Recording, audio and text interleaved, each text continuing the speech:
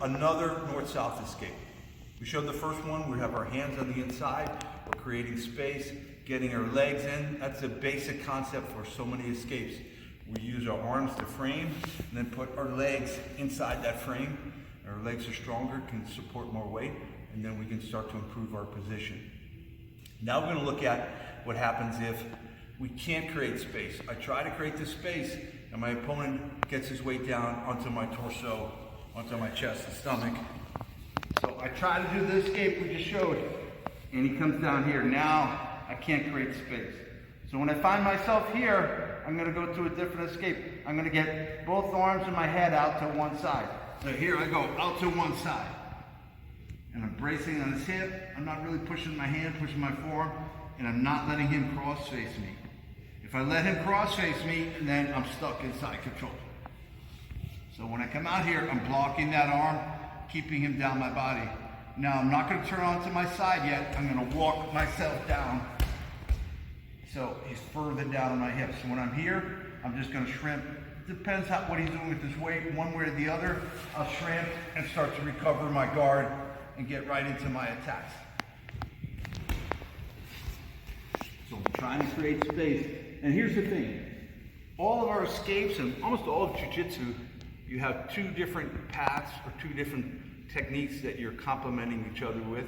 If they're blocking one door of escape, the other door will be a little bit easier. So we always have to have these complementary techniques going on. So I'm trying to do the first one. He gets his weight down on me.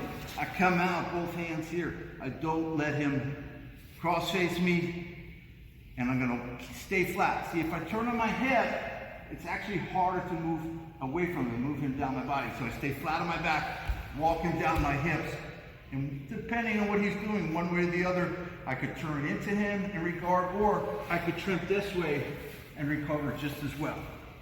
Okay? So that's the second north-south escape that we want to work at. Now, everything we do, our opponent can try to counter us, and we have to have a counter to their counter. So I noticed sometimes when people try this second escape, the opponent sort of steps over their head. So they do everything correct. You get out to one side, and then this guy starts stepping over their head.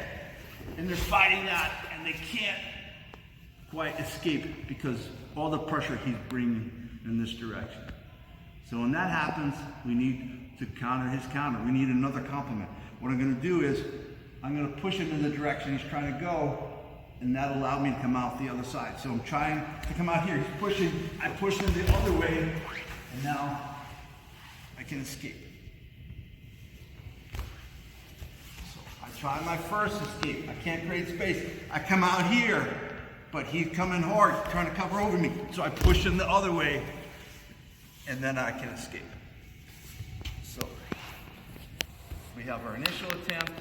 We have our counter, getting both our head and both arms out to one side. And then when he's stepping hard over our head, we're pushing him across our body and getting out. So that's a pretty good system for you to play around with for escaping north-south.